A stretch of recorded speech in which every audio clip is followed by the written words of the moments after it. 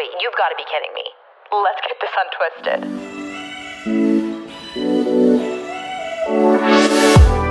Good morning, my friends. My voice sounds extra raspy today. I don't know why. I don't know if that's nicer for you to listen to or more annoying. But hello, welcome back to the podcast. I used to lose my voice all the time. It almost became a personality trait of sorts. Like I would lose my voice nearly every weekend, especially in high school, especially in college. It would just be a mix of going to sporting events, screaming on the weekends, being a cheerleader, like the whole mix. And it got to the point where I started to really like losing my voice, which was the most painful and awful thing. But for some reason I would, come into class on Monday and I would be like, I can't talk. There was this one part of me that was like, oh my gosh, personality trait, lost my voice. I must have had such a busy weekend. And then there was this other part of me that was like, please, teachers, don't call on me so I don't have to talk in front of the whole class, rationalize why my voice is gone. It's like the whole shebang. And I tried, water with lemon and all that shebang. And for me, it wasn't my, for lack of a better term, cup of tea. And I feel like I liked it so much because I secretly liked the way that my voice sounded when it was a little bit raspier. But in all honesty, it genuinely hurt. Like, it would hurt to talk, it would hurt to laugh, it would hurt to just communicate in general. And it wasn't like I would just have a little bit of a raspy voice like I do now. It was so bad to the point where, like, there was no voice. Like, I am Taylor, hear me croak. Please tell me you get that Hannah Montana reference. Speaking of Hannah Montana, did you listen to her on the Call Her Daddy podcast? If you're listening to my podcast, I would assume you maybe listen to other podcasts. If you don't, then maybe you think my podcast is good. If you do, you probably think my podcast is bad. But I'm a huge podcast listener, and it always makes me very self-conscious about my personal podcast because I don't have, obviously, anybody helping me. I don't have the best equipment, microphone, whatever. I'm just not that high-tech of a gal. So I listen to these podcasts on the daily, and their audio quality is amazing. I just feel like their topics are good, their marketing is good. And then I get a text from my sister the other day telling me that I get too excited when I'm on the podcast and I must be like hitting the microphone with my mouth, which, Paige, is not true. It's just that I talk too loud at times and I need a better microphone. So, hello. If we're talking in quite literal terms here, today, I believe, is day 80 or 81 of finishing 75 hard. No, that doesn't make sense. It's been about 5 or 6 days since I ended the program, and it's been the weirdest feeling for me. I think in a lot of ways, I've been confused on like what to do with my life now, because if I'm really being thoughtful about this, my whole life was consumed with this one program for 2.5 months. And as much as I don't want to admit that's the truth, it truly is. Because if you listen to my last podcast about this, or if you watch my YouTube video about it, I kind of got into the topic of how it was so time consuming, not only with my actual time, but even just consuming so much space in my mind. There was not a single moment of the day when I wasn't just running my mind through the list in my head of what I had done or hadn't done for the challenge for that particular day. And I think at the end of it, I was just feeling so taxed by that kind of mental pressure that I put on myself. And maybe that's just me and my personality, and I'm very paranoid and making sure I don't mess up, and I'm always trying to think ahead and be very thoughtful with my time. But when I finished the program this past week, it almost felt like I was on summer break, or I was finally done with a giant school project or paper or finals. It had that same kind of effect on me. And I think it was because all of a sudden I realized I don't have to be doing anything anymore, because for the past 2.5 months, I had almost taken on this whole new routine for myself, and even really for Keith and I. Every single day, I needed to make sure I either started my day with a workout or somehow got it in.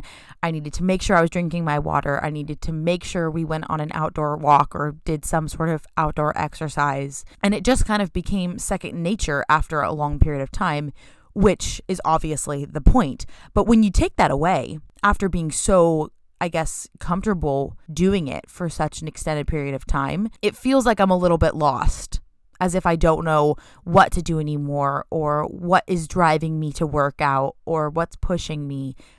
I feel like I go back and forth on deciding whether or not to start a new challenge or new program every day. Some part of me just wants to be able to just live out my days, not worry about having to do, a certain Chloe Ting workout for the day because it's part of this program or challenge that I'm doing. And then there's this other part of me that really loves that kind of fire that's lit under my butt when I'm motivated by a purpose.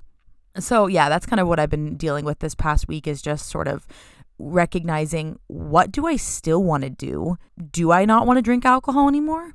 That's kind of a lie. I've already had a wine night, a beer, and a rosé. I think that's it. But do I still want to be working out every single day? Do I still want to drink a gallon of water every single day?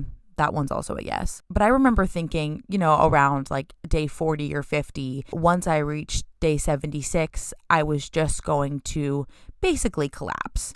I was going to have a day where I didn't leave my bed all day long. I was going to do pretty much nothing. I was going to eat whatever I wanted, drink whatever I wanted. And honestly, I was very shocked by myself, but I didn't actually have a rest day until I think maybe day 79 or 80, because I almost just didn't really feel like I needed one, which if you would have told me that even 2 months ago, I would have laughed in your face. But I really do think that the program just allowed me to get a really good head on my shoulders and recognize why I'm working out and for what purpose. And also to note that not every workout needs to be some sort of high intensity 45-minute push yourself to your limits kind of thing. But let me tell you, I definitely did do a few workouts that were just 15 or 30 minutes long, and boy, did that feel good. It felt like I added on like an additional 3 hours to my day, which is, of course, so irrational, but that was something I never got over. I didn't understand why you had to do a 45-minute workout. It kind of felt like an arbitrary number to me, but I do understand everything about the program is just discipline, discipline, discipline. Something that was really fun for me, actually, was having just a big old fun cheat day with myself. And I know a lot of people might argue that that's exactly what you're not supposed to do when you finish the program. The whole idea behind doing the program is to, of course, win the war over yourself, just gain a lot of willpower over wanting to have those kinds of treats. But to be honest, I don't really care. I don't think that there's anything wrong with eating what I want to eat to begin with. I personally think that this is something that should be widespread as well, but all food is guilt-free, and I shouldn't have guilt about wanting to just eat whatever I wanted to for just one day of the year, whatever. So you know what? I went ahead and did it. I had a beautiful day. I made a whole YouTube video about it, so I don't want to spoil it all because of course I would love for you to watch it, but I had a whole lot of donuts, which were delicious.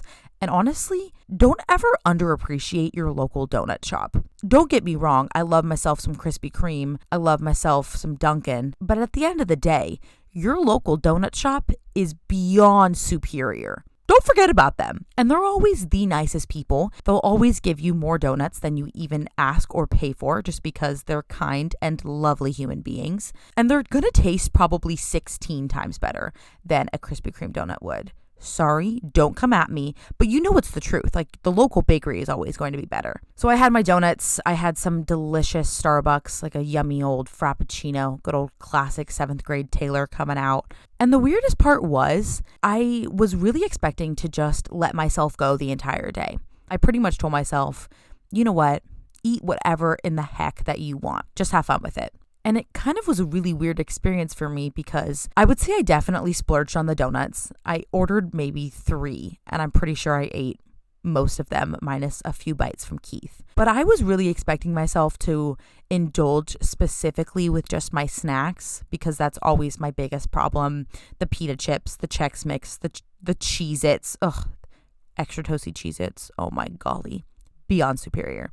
But truly, I had a few, and I didn't want to just sit on the couch with the whole chip bag like I normally would have wanted to. And maybe that was something I didn't recognize I was going to get out of the program.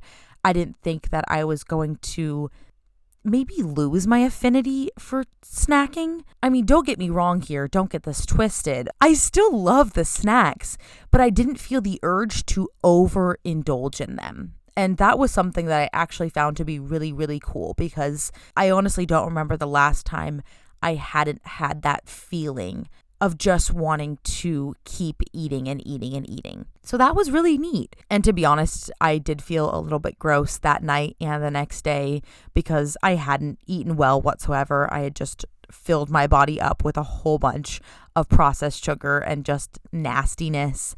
But I mean, the food was delicious, but I definitely feel like I got my itch, my cheat day itch out of me. So I'm really glad I did that.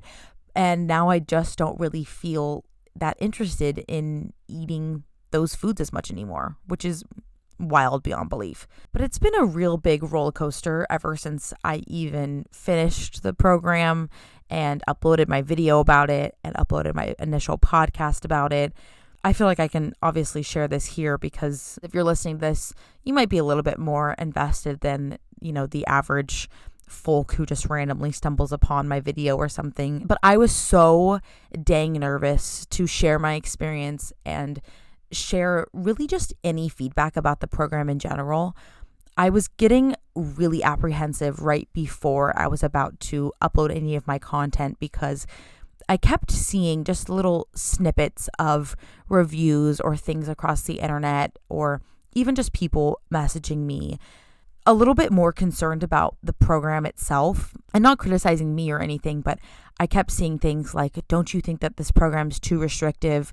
Don't you think that this is too hard to manage? Or, I didn't want to promote something that I wasn't a fan of. And I feel like I've always really tried my best to make sure that I'm not promoting false information or spreading programs around that I don't agree with. To be honest, I was so apprehensive about even starting 75 Hard because of the whole restrictive factor or the time commitment. And I really was just so nervous about promoting something or sharing something on any of my social medias or any of my platforms that maybe not everybody agreed with. And this to me is also just a little bit of my personality, my Enneagram, if you will, coming through. And I definitely keep mentioning the Enneagram on the podcast because it's become kind of my point of happiness, and it's kind of my pocket of myself that I'm loving learning about right now. So I'm sorry if I'm yapping your ear off about it now, but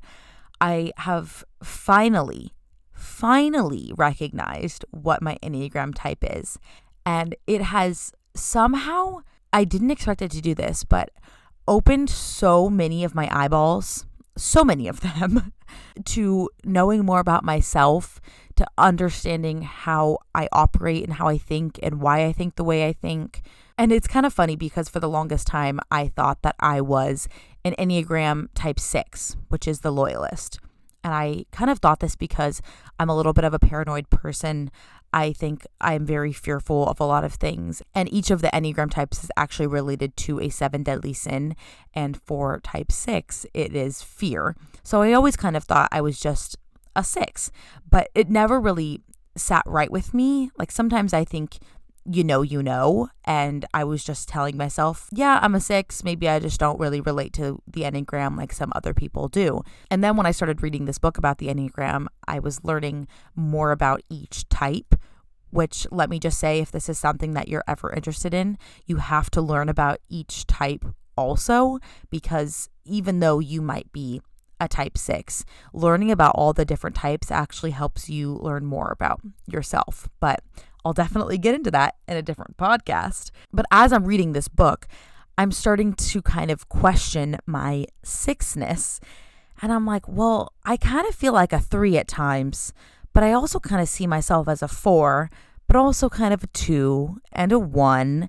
And I was going down, the typical path of what the heck number am I actually, until I came across the chapter on type 9. I don't think I'd ever felt more seen, more heard, more understood than I did when I was reading and learning about type 9s. Basically, what I also deduced was the reason that I was so confused about my type, and this is kind of common across the board, so this might just be totally made up in my mind, but type 9 is the peacemaker, and type 9s actually have a really hard time identifying their own opinion because they're so eager to please other people. They're so eager to listen in on other people's thoughts, and they don't want to step on anybody's toes, and they so easily see other people's sides of the story more than their own. So it's almost like a hard time even identifying themselves. And I feel like that's kind of the reason why I was so confused on my personal type, because I kept seeing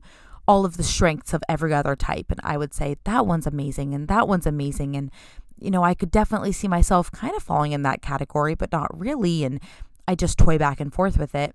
And it was just the most eye-opening moment when I recognized, like, holy crap, I'm a 9 to a T. Even just like the little things about the 9, like the 9's 7 deadly sin is sloth, and not laziness in the fact of like just pure laziness, but more so you become so mentally drained from wanting to be so much at peace and wanting to kind of suppress any kind of conflict, and it's mentally draining and exhausting. So 9s have a little bit more of a tendency to be slower to start or slower with their mornings. And when I even heard just that one part, like slow with their mornings, I think I saw a meme that I almost shared to my Instagram, and maybe I didn't. Oh no, I did. That's right. It was this meme that said, I just need 8 to 12 hours of alone time in the mornings, and then I'm recharged and ready to tackle the day, which is me to a T. And I'm pretty sure I actually found it from an Instagram account that's just based in Enneagram memes. And it's so funny that I've even gone off on this tangent, because I promise you I will make another episode specifically about all of this. But it had just been really fascinating for me to learn more about my Enneagram type, and then kind of how I was interlacing it with my anxiety about wanting to share more about 75 hard, because I hate if I would ever post something and somebody wouldn't agree with it, or somebody would think I'm wrongdoing or I'm sharing misinformation. Like, that is a huge fear of mine, because it's something I truly and genuinely would never do. But of course there's trolls all over the internet, and they'll probably assume that of me somehow, sometime. I need to be a little bit more assertive with myself and knowing my intentions, and recognizing that some people just love to stir the pot just because they want to be a good chef, I told you all last week that I really wanted to dedicate this episode solely to engaging with you and answering your specific questions about this, because it was too much for me to even try and fit 75 hard into an hour-long podcast. I tried my best, but I feel like there were even so many parts of it that I ended up cutting out because, first of all, I don't want to bore you. Second of all, it's just really hard to suppress down into one single conversation, because it's essentially my entire thought process that's been dragged out for 2.5 months. So I know that I maybe didn't do a good job of explaining it, to which I say I'm sorry and I apologize. Hopefully today we can get a little bit more of your questions answered. Cosette asked, what made you want to do 75 hard? So I essentially wanted to do the program because I felt like I was flowing through the motions of working out. I felt like I was only doing challenges because it was what other people wanted to see from me, or I would do a workout because I was hopefully going to look better at the end of it, after a long period of time, for other people and not for Taylor. And that was definitely problematic in my mind. And I felt like I wanted to do something different for myself that wasn't a physical challenge and that was not based in physical results. So when I found out about 75 Hard and how it truly is about your mentality, I obviously was skeptical at first, but then I ultimately realized this was what I needed to do for myself. Do you feel like it is too extreme? Like it's not worth it to alter your life so much? I want to say to this, yes and no. I think for many demographics, it is too extreme. For example, if you're really young, I would say even if you're in high school and younger, I do think that it's too extreme for so many reasons other than just these, but most of the time you might be living at home with your family, and I feel like when you're with your family or you're in your home, that should be your priority. I know a lot of times people will write into me saying, I want to eat healthy, but my family doesn't eat healthy, or so-and-so doesn't cook healthy food for me. And honestly, I wish that I could spread this message even more, but we need to be so grateful for what we have and not wishing away our privileges. And to even have a home cooked meal, to even come home to a family is a privilege in and of itself. And I feel like wanting to eat healthy, of course, is something that is a really great goal. But if your family is providing you with dinner every single night and maybe it's not exactly what you want, I feel like the bigger picture here is recognizing how lucky you are to have that dinner, and there are little things that you can do in your life that can maybe help you towards a healthier path than sacrificing or maybe even disrespecting the meals that your family provides you. So that's kind of on a weird tangent here, but with that, and also drinking a gallon of water, I think is too much for when you're really young, or even just trying to squeeze in 2 exercises a day. When you're that young, just live your life, like most of the time you might be doing this or listening to this over the summer, to which I say just go outside and have fun. But on the flip side of it, for somebody like me who is, living on their own and just wanting to do something a little bit different, I think it is extreme intentionally. I don't think it's crazy detrimental, and I think a lot of people think it's too restrictive and whatnot, but I would also argue that it's pretty customizable. The diet is customizable. The workouts are customizable. Yes, it is very time consuming, and I think that it is definitely hard to squeeze everything into your day, but the whole point of it all is the mental discipline. And I think sometimes there could be modifications to this program. I think you could do, like somebody suggested, a 75 medium or a 75 easy, as Keith likes to tease me. I think you could do bits and pieces of it, but I ultimately think if you're in a good, healthy mindset to start something like this, it is worth it. How many times did you want to cheat? Honestly, not as many as I probably would have suspected. I think the hardest hurdle is the first 2 weeks, maybe, just because you're getting used to kind of a new lifestyle or a new way of orienting your day. Even when I was around friends who were drinking beer or having wine or something, I didn't even feel that tempted, which was pretty cool. But I did want ice cream quite a bit, especially because I would always smell these delicious waffle cones. And even just a few times when Keith would come home from work and he would just immediately eat like all the chips and pretzels in our cupboard, that would make me really want to indulge too. But it wasn't that bad, especially after I got the hang of it. I just kind of, I guess, started creating different, maybe healthier habits for myself. And at that point, I wasn't that interested in the things I wasn't having anymore. What is your advice to someone who wants to try it but is scared to miss out on life? I'm a senior in college and worried to miss out on good times. In all honesty, absolutely not. Don't waste your time. It's not worth it at that stage in your life, especially when you're a senior in college and you're probably going to be going out with friends quite a bit, maybe Corona or not. You're wanting to just do random things like eat pizza late at night and go have ice cream, or maybe you don't have time that day to fit in 2 workouts because you're going to hang out with friends back to back to back. That's why I honestly just wouldn't recommend it for so many different people, not because you couldn't handle it, but because it's just not worth it. Like when I was a senior in college, I barely had time to eat dinner every single night, let alone fit in 2 workouts, plus the reading, plus the dieting. Like it's just not worth it in my opinion. I think that there are so many different ways that you could make healthier changes to your day-to-day routine that are way easier and maybe even more sustainable than doing 75 hard when you're a senior in college. So no, do not even worry about it. What did you struggle with the most? I think to continually repeat myself, just the time of it all, and having to constantly think in my head of how I was going to get everything done. And sometimes I'm just not really good with my time. Going back to the Enneagram, I love my slow mornings. I love just taking things really easy, and I'm a lot of times slow to start. So sometimes I felt like I was a burden to other people if I needed to get things done in my day and I was taking up their time, or I was making my time more precious than their time. And to me, that's not only disrespectful, but it's just not that fun. What have you learned about yourself? Incredible question.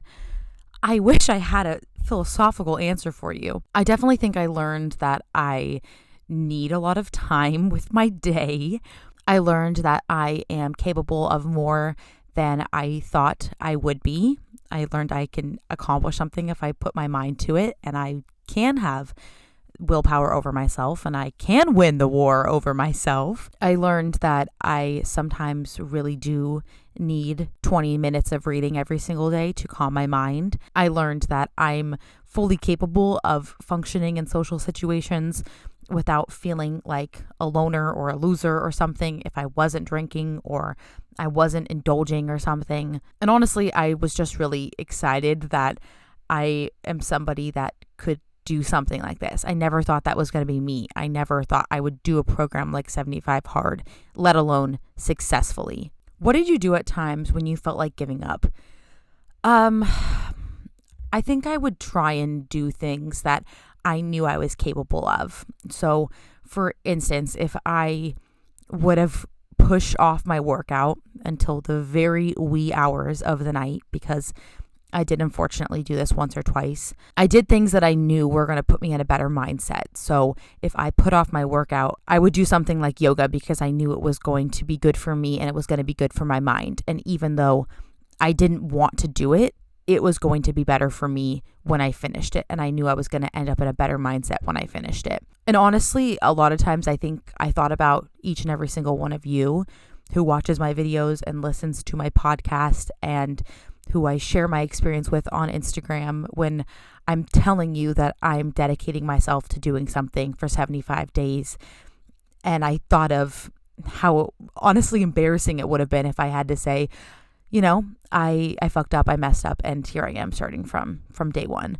But honestly, I kind of respect people who do something like that too, because you can gain so much respect for that person for just being real and honest and raw. But at the same time, it was kind of what kept me motivated when I would have those really rough days and I would just be so uninterested in working out, or all I wanted to do was sit down on the couch with a box of Oreos. I would think of each and every single one of you and how much you've motivated me and inspired me to keep going. Somebody said, I want to do this, but I'm confused. If I eat a cookie, I need to start over. Help me.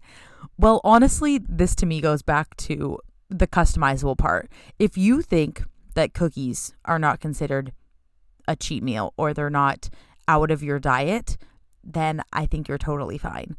But I think you also need to be pretty honest with yourself. What are your goals? The point of the diet is to stick to a diet that helps you achieve your goals. So if eating a cookie is going to help you achieve your goals, then there you go. You definitely need to be honest with yourself throughout the whole program. So if this is something you want to do, don't cheat yourself. It is absolutely not worth it. It's not worth your time. It's not worth your energy. And it's not even worth like the pain that you might feel inside, after this is all finished, knowing that, back on day 18, you messed up. That's not fun for you. That's not rewarding. It's not even worth it. What aspects of 75 Hard do you think you'll incorporate the most into your daily life moving forward? I think this is easier said than done. Because I think there are a lot of things that I do still want to incorporate, but hopefully I'll still have the motivation to keep them up, because honestly, sometimes I do need that fire under my butt. Definitely the daily walks I think are super helpful for just myself, for Heath, and also because of Reese, and it's just good for her to get the exercise anyway. So that's definitely a good one. I would say I work out generally almost every single day to begin with, so that's probably something I'll keep up also, but I don't know if I'll be doing it for 45 minutes because truly, what's the point? I definitely will still be drinking a gallon of water. I won't be taking a picture of myself because honestly, why?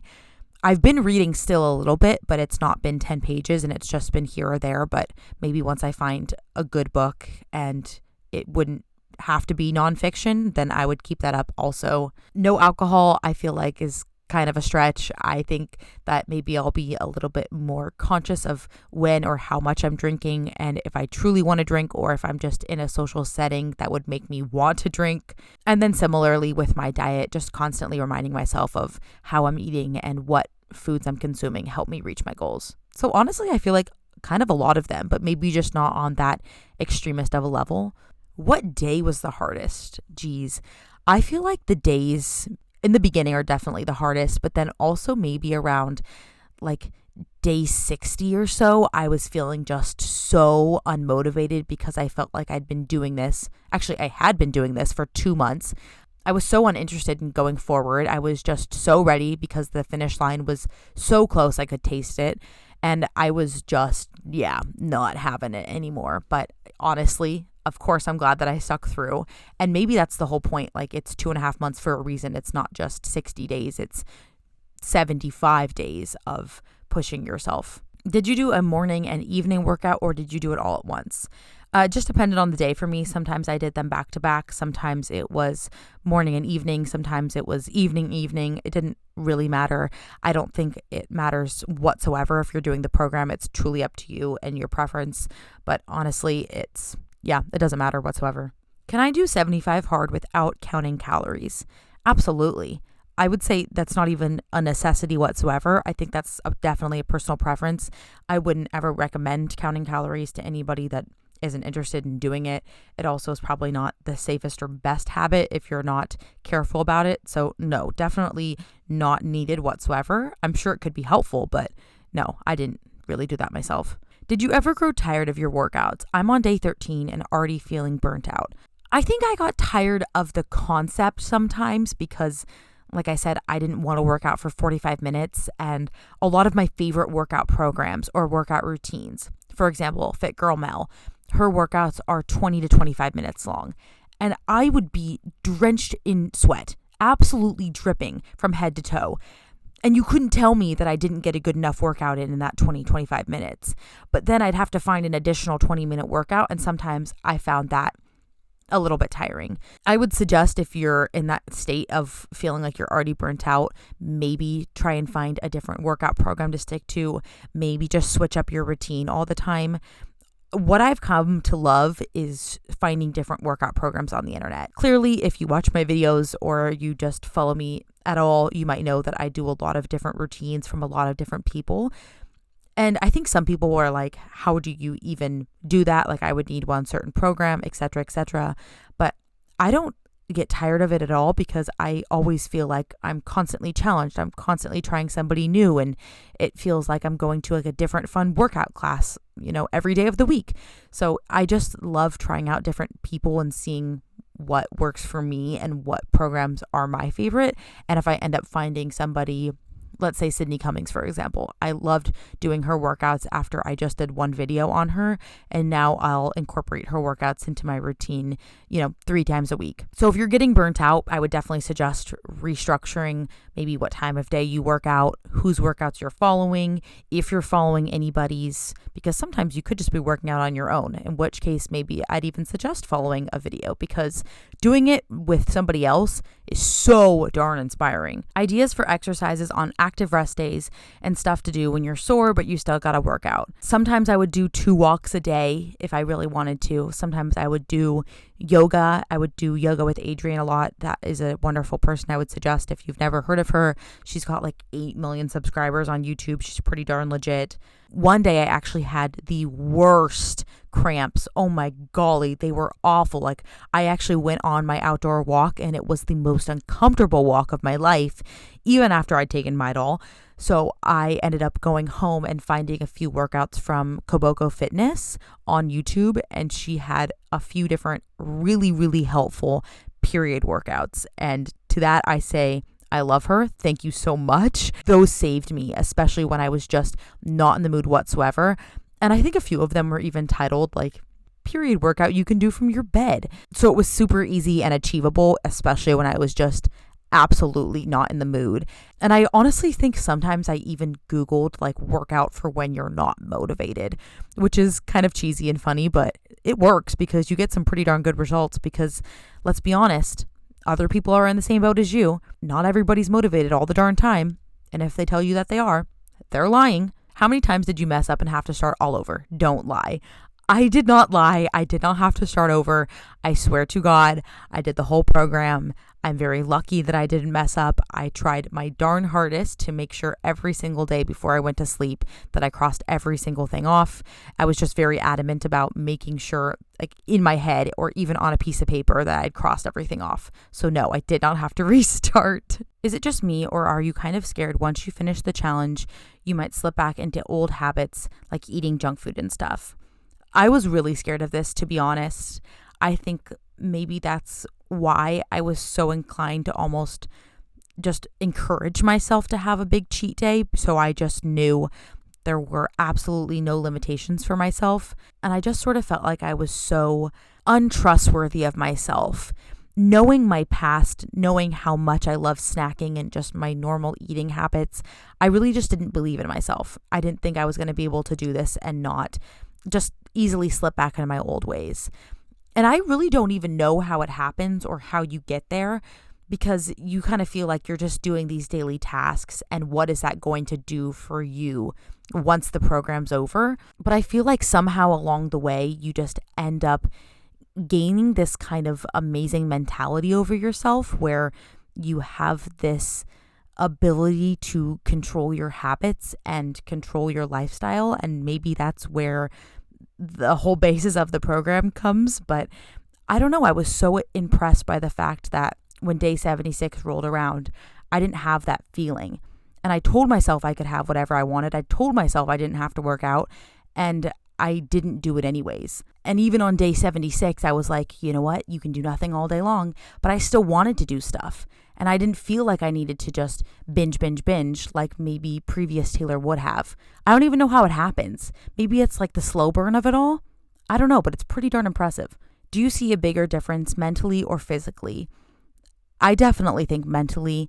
I think I've seen some pretty good physical results, but honestly, I was kind of expecting like this miraculous transformation, which of course will not happen in 75 days.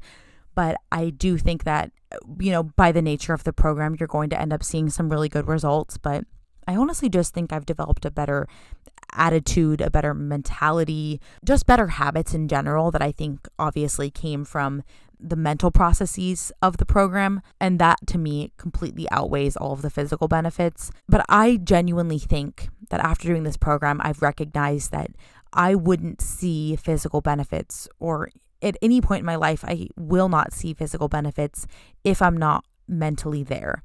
If my mental health is not already in check, then my physical benefits will not come. It won't happen. And I wish I would have known that earlier on in my life. I wish somebody would have told me that you can't get to where you want to be until you are proud of yourself, or you are capable mentally, or you're just even in a good state of mind.